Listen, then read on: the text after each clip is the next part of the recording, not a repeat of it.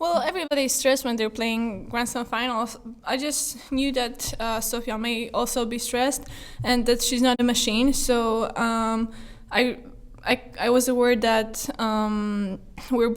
we can both like struggle and we're not probably gonna play our best tennis because it's hard with so much pressure.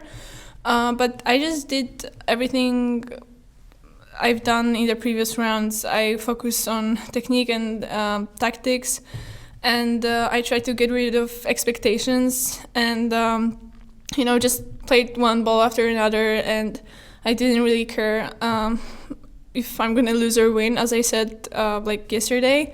So really, I think the main key was just keeping my expectations low.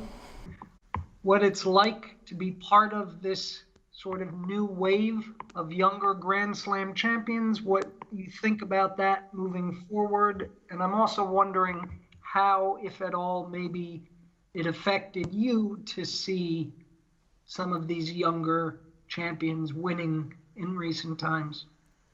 For sure, it's like inspiring, and I know that there are no limits, And even though you're really young and you're an underdog, you can do a lot in sport like tennis.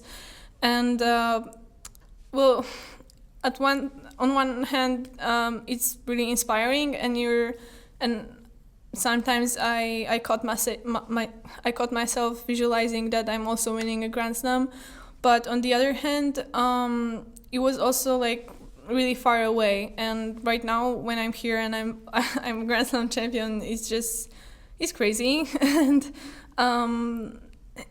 you believe in things, but in the back of your head, you know that there's gonna be a like huge amount of work that you have to do to win that. And then after 2 weeks of great playing, you already have it, and it's just, I don't know, it's overwhelming. And I think I'm gonna need some more time to comment on that, because I need some like perspective from the, I don't know, from the distance.